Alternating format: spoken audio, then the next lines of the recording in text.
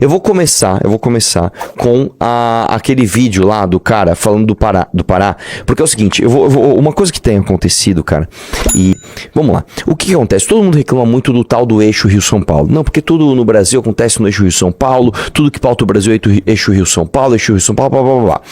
E o que tem acontecido? Principalmente a região norte. A região nordeste já é esquecida, mas a região norte em especial, ela é mais esquecida ainda. Ninguém fala da região norte. É como se ela não existisse. E o que acontece quando você não fala de uma região gigantesca do seu país? Né? Famílias oligárquicas começam a dominar aquele lugar e ficam lá, né, se perpetuando no poder. Eu tô sentindo uma coisa, não sei se você que tá na live também tá sentindo. Eu estou sentindo que o brasileiro médio está começando a se revoltar com isso e a falar mais especificamente de determinadas regiões.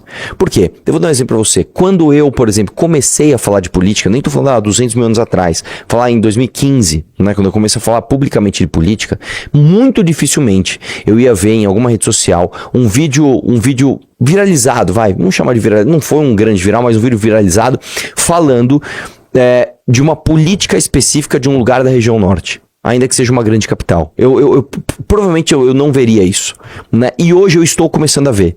Eu estou começando a ver gente falando assim, aqui na cidade tal, no interior não sei das quantas, tem uma família que domina e blá. Isso é muito importante. Porque uma coisa que acontece, isso parte inclusive da estratégia do Renan, tá? Desse ano, ele tá em pré-campanha e depois nós vamos fazer a campanha. Parte da estratégia é o seguinte. Tô um pouquinho, só um pouquinho, né? Parte da estratégia é o seguinte, já que o mainstream político, né, já que a maior parte das pessoas, né, infelizmente cai nessas narrativas simplificadas, né, do que seria a direita e do que seria a esquerda, o que o Renan tá fazendo é muito inteligente. Nós vamos arrumar as brigas regionais onde eu sou grande demais para aquela briga. E nunca nenhum grande influenciador vai lá fazer isso. Por quê? Porque nenhum grande influenciador, porque no final das contas, tá, o Nicolas, o Pavanato, o próprio Holliday, esses caras todos, eles não são políticos, eles são influenciadores. Eles são caras que eles não podem arrumar essas brigas. O Nicolas Ferreira, ele não pode ir no Pará e arrumar as brigas que nós vamos arrumar no Pará. Ele não pode ir para Pernambuco arrumar brigas que nós vamos arrumar no Pernambuco. Por quê? Porque como ele está a serviço do Valdemar da Costa Neto e os interesses do Valdemar da Costa Neto são simplesmente aumentar ou manter o maior fundo partidário, o maior fundo eleitoral, o maior tempo de TV dessa galera, tá? O que esse cara vai fazer? Ele vai fazer só as brigas que as celebridades podem comprar. Então qual a briga que a celebridade pode comprar? Ele pode falar mal do Lula, vai lá, fala mal do Lula, tá autorizado. Fala mal da Janja, fala mal da Janja. Falar de um membro do centrão muito poderoso de uma determinada região do Brasil, aí você já não pode. Porque você já começa a criar uma intersecção na zona de interesse do Valdemar da Costa Neto, que a gente tem que lembrar, Valdemar da Costa Neto não é de direita ou de esquerda. Valdemar da Costa Neto é um político do centrão. Então, assim, eu não quero parecer, não é arrogante a palavra, mas prepotente, né? Mas de fato, cara, eu acho que desde que a gente começou a atuar apontando o dedo regionalmente e fazendo coisas que nenhum outro grande, né, movimento político faz, a gente começou a criar uma tendência. Este vídeo aqui, eu vi no Instagram hoje de manhã, eu fiquei muito feliz com esse vídeo e eu espero que mais pessoas façam vídeos como esse. Presta atenção nisso daqui, principalmente você que é da região norte. Não precisa ser só do Pará. Você que é da região norte ou da região nordeste, você em algum lugar sabe que algum lugar do nordeste aí ou do norte, você sabe que você está sendo dominado por uma família oligárquica, você precisa criar coragem de fazer esse tipo de vídeo ou incentivar alguém que você sabe que tem o talento da comunicação para fazer esse tipo de vídeo. Isso é muito importante, tá? Dê like na live, tá? Dê like na live, dá play aí, vamos lá. 4 gerações, uma família. Esses são os Barbalho do Pará. Pai, mãe, filho, irmão. O sobrenome Barbalho não é só uma família. É uma marca registrada no poder do norte do Brasil. Antes de contar a história, deixa eu te mostrar os números. Eles são absurdos. Somando tudo, a família Barbalho está na 4ª posição entre as maiores dinastias políticas brasileiras. Tudo começou com Laércio Wilson Barbalho, avô do atual governador. Ele foi deputado estadual no Pará nas décadas de 50 e 60, só plantou a semente. Mas foi o filho dele que transformou a semente numa floresta do poder. Jader Fontenelle Barbalho. 60 anos de carreira pública. O Jader ocupou todos os cargos possíveis. Vereador, deputado estadual, deputado federal, governador 2 vezes, ministro 2 vezes, senador 3 vezes e até presidente do Senado em 2001. Em 2010, senador de novo. Em 2018, senador mais uma vez. Depois ele ainda colocou a esposa no poder. 3 mandatos consecutivos. Mais de 20 anos na Câmara. Sempre pelo bendito MDB. Central. Sempre do lado do marido e dos 2 filhos. Quer dizer, isso não é uma família unida. E aí a gente tem o Helder Barbalho, o caçula novo cacique. Filho de 2 políticos, começou cedo. Foi vereador, mais votado aos 21 anos, de 2002 a 2004. Deputado estadual, de 2005 a 2012. Prefeito por 2 mandatos. 2015 foi ministro da pesca da Dilma. 2016 a 2018 foi ministro da integração nacional. E de 2019 a 2027 foi governador do Pará. 2 mandatos. Foi reeleito em 2022 com 70,4% dos votos. A maior votação proporcional entre todos os governadores do Brasil. E nas eleições municipais de 2024, o MDB dele venceu 85 das 144 cidades do Pará. Ele é o John Snow, é o rei do norte. É cotado para vice-presidente na chapa do Lula em 2026. E se isso acontecer, os Barbalho vão do Pará para o Planalto. E tem mais um detalhe. Em 2022, ela dedicou a própria esposa, Daniela Lima Barbalho, para ser conselheira no Tribunal de Contas do Estado. O mesmo órgão que fiscaliza as contas do governo do marido dela. E claro, tem o irmão do governo federal, Jader Barbalho Filho, o irmão de Helder. Ele é o atual presidente do MDB no Pará. E desde 2023 é ministro da cidade do governo Lula. Além disso, um levantamento de 2023 encontrou mais de 20 parentes em cargos públicos no Pará, em tribunais de contas, em secretarias, em autarquias. Controlar o governo é uma coisa. Controlar quem fiscaliza o governo é outra.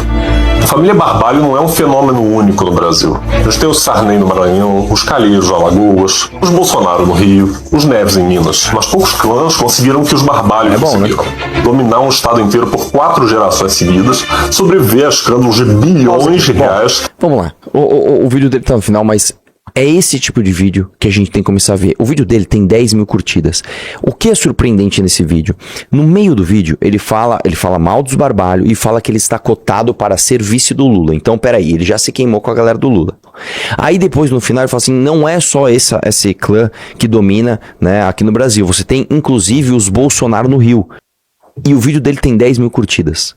Isso aqui, cara, parece uma coisa besta, mas a gente que tá o dia inteiro vendo política todos os dias, e eu tô nisso há mais de 10 anos, eu vejo um cara como esse, que eu não conheço, eu até segui lá, fui ver o perfil dele, não segue Lula, não segue Bolsonaro, num vídeo onde ele fala de uma coisa regional específica, bate Lula, bate Bolsonaro com 10 mil curtidas, isso me dá um ar de esperança, o meu coração se alegra. Eu, porra, mano, tá acontecendo uma coisa diferente. Isso aqui não seria possível. Há 5 anos atrás isso aqui não seria possível. Há 10 anos atrás, então, esquece. Aí que não teria como acontecer mesmo. Então, eu acho que nós temos um caminho para trilhar aqui, que é justamente esse caminho de você... São 2 coisas bem simples, mas que excluem 90% das figuras políticas de opinião que você vai por aí. Coisa número 1. Arrumar as brigas que esses caras não podem arrumar. Esse é o primeiro ponto. Segundo ponto, subir a régua, mostrar que a nossa peneira de qualidade ela é tão superior, que esses caras não vão conseguir atingir. Eu acho que esse é o único caminho pra gente chegar lá. Porque é o seguinte, cara, não adianta você achar que as pessoas do Pará, ou do Amapá, ou do Sergipe vão acordar por si só. Não adianta. Esses caras estão há décadas sendo escravizados por essas oligarquias e continuam. Você vê, o cara foi eleito com mais de 70% de votos, cara. Que é isso? Como assim, velho? O Pará tá bom? Não, claramente não está bom. E as pessoas continuam votando. Alguém vai ter que sacudir isso, alguém vai ter que tirar esses caras da inércia. Quem é o único grupo político que pode fazer isso? Nós. O bolsonarismo não vai fazer isso, o lulismo não vai fazer isso. Só nós podemos fazer isso. Tá bom? Vamos lá? O que é esse daí? Esse aí eu não vi. Esse aqui também não. Vamos lá. Em Miguel Alves, do Piauí, um vídeo. O secretário tira a colher do prato do padre para dar ao prefeito. Deixa eu ver, põe aí. Vamos lá. Aqui embaixo.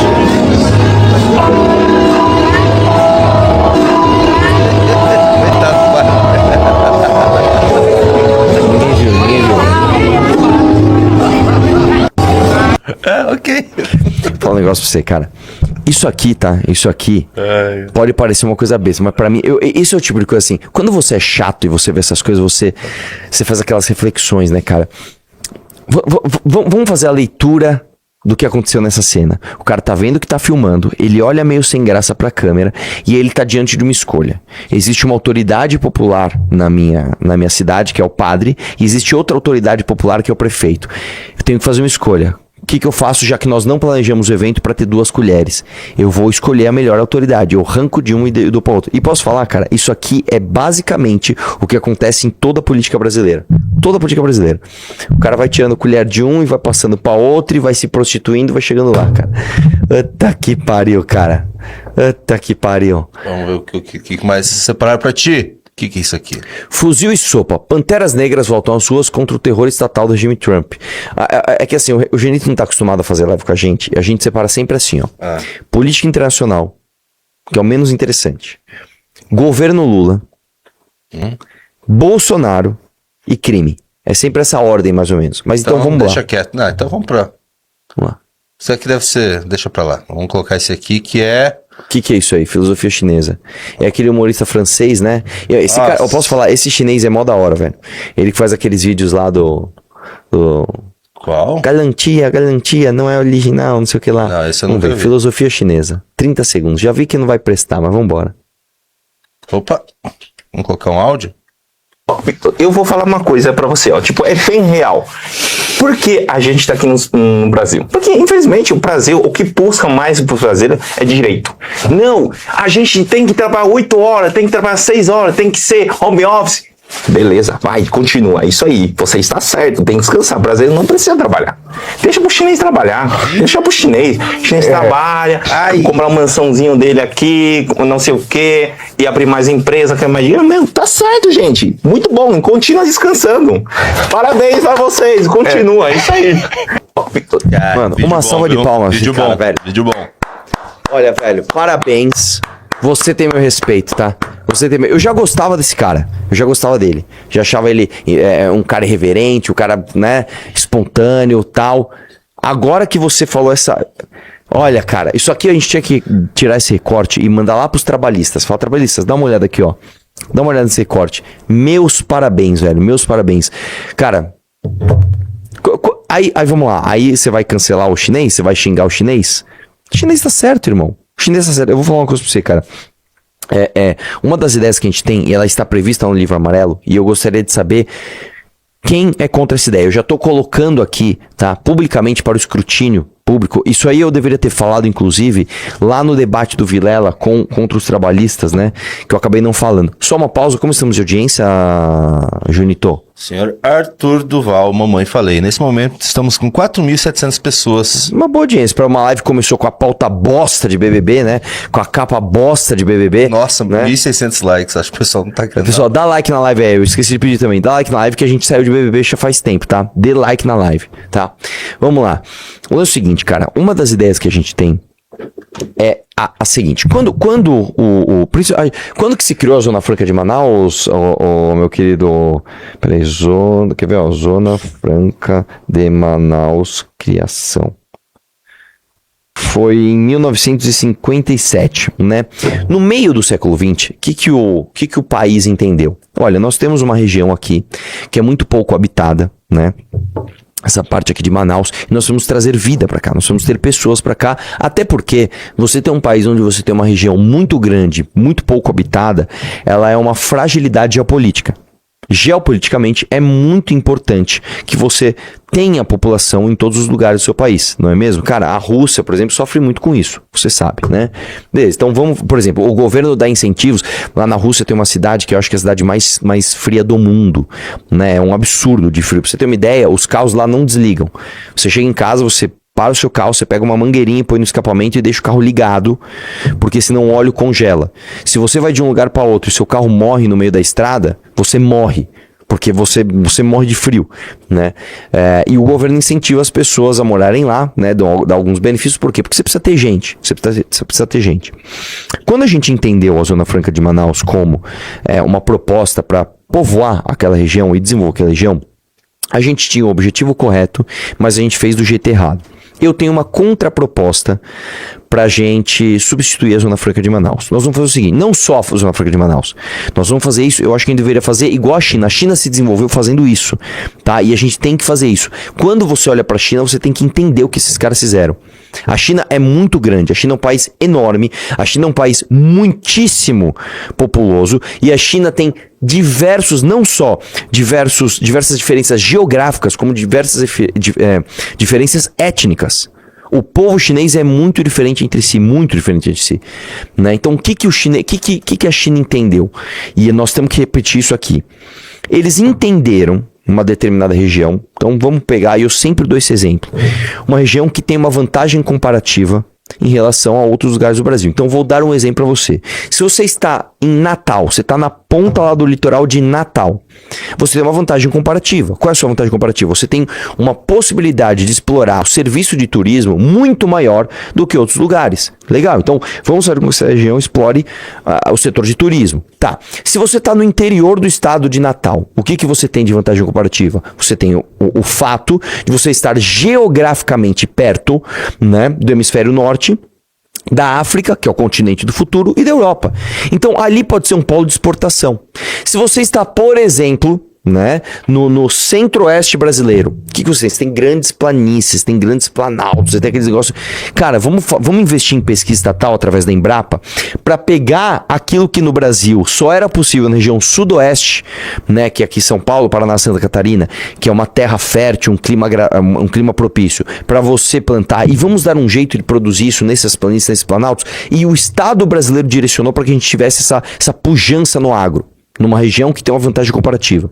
Vamos pegar a região do Ceará. O que tem na região do Ceará? Você está muito próximo à linha do Equador. Isso significa que você tem uma região estratégica para lançamento de foguete. Você entende, né? A Terra é redonda, ela não é plana, ela roda. Então, quando você está perto da linha do Equador, você está numa velocidade radial maior para que o foguete saia e economize combustível na saída. Correto? Né?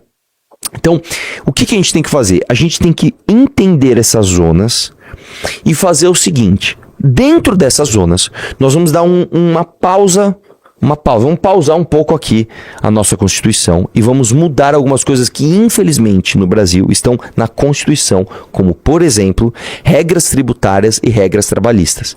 Então, eu vou dar um exemplo. Imagina se você está no interior de Natal e você vai construir uma indústria de exportação de alguma coisa, não sei, você vai entender lá.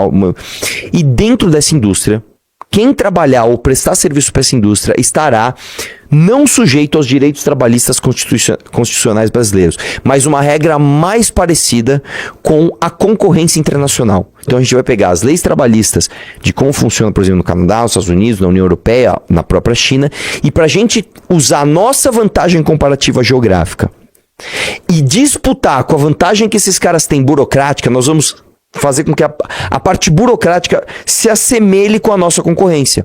Porque a gente vai ter uma vantagem, um passo à frente, que é geográfico e determinadas características daquela região. E aí eu faço um desafio aqui. Eu duvido, cara. Eu tô falando sério. Eu aposto todas as minhas convicções nisso. Se a gente fizer uma zona especial de situação tributária e trabalhista, onde a gente vai ter muito menos burocracia e muito mais livre mercado, de fato, e eu não quero só um liberbobo falando, eu duvido que aquela zona não vai ser atrativa em termos de empregar pessoas. Eu duvido que as pessoas vão sair de lá falando, eu quero trabalhar sob o regime CLT, e o contrário não vai acontecer. Que as pessoas falam, não, eu quero sair da CLT, eu quero mudar para lá porque eu quero trabalhar nesse regime novo. Eu tenho certeza absoluta que isso aconteceria. Então, a gente poderia fazer o seguinte, a gente poderia fazer a primeira. A gente acabou de voltar de Poços de Caldas. Você sabe que Poços de Caldas tem muitas terras raras. Poços de Caldas é uma cidade que não tem grandes problemas, tá? Poços de Caldas é uma cidade muito bonita, muito arrumada, tem turismo, etc. Mas se você pegar a região de Poços de Caldas, né, você pode desenvolver muito mais aquela região, não só pela exploração do serviço de turismo, mas, por exemplo, para terras raras. E se, vou dar um exemplo, e se a gente fizesse a gente pegasse com o compasso no mapa, circulasse ali uma área onde tem as terras raras ali, tal, para essa região de Poços de Caldas, e falasse assim, vamos fazer um programa nuclear brasileiro, tá? Para que a gente explore energia nuclear, para que a gente explore exportação, não de commodities, mas de algum produto de alta complexidade, né, fabril, ligada à indústria nuclear, e nesta região específica de Poços de Caldas, nós vamos ter outros direitos trabalhistas. Você acha que aconteceu o quê com aquela região, cara? A China fez isso. A China fez isso. E quando dava certo, sabe o que eles faziam? Vamos ampliar essa zona? Vamos. Vamos ampliar essa zona? Vamos. Vamos ampliar essa zona? Vamos. E onde não deu certo, então essa experiência não deu certo, suprime ela. Não deu certo, para. Vamos copiar aqui, deu certo aqui. E eles vão lá e fazem. Como que funciona na China? Na China, inclusive, a gente reagiu na live aqui a um guia, né, que leva você pra China, pra você entender ali, fazer comércio, comprar as coisas. Como é que funciona na China? Você tem setores inteiros, você tem cidades inteiras especializadas na produção de um determinado produto. Então, meu irmão, é o seguinte, eu sou europeu e eu estou indo lá comprar, sei lá, uma borracha específica para um eletrodoméstico específico. Você tem uma cidade que ela é feita para atender esta demanda. A cidade toda entende essa demanda. Como é que você vai competir com os caras? Imagina que eu sou um europeu e eu quero competir com esses caras. Eu não vou conseguir. Porque a partir do momento que eu criar alguma vantagem comparativa burocrática, esses caras vão fazer isso. Eles vão, peraí, lá vocês estão fazendo isso, então nós vamos fazer isso aqui. Tá? Demorou pro Brasil fazer isso. Demorou pro Brasil fazer isso.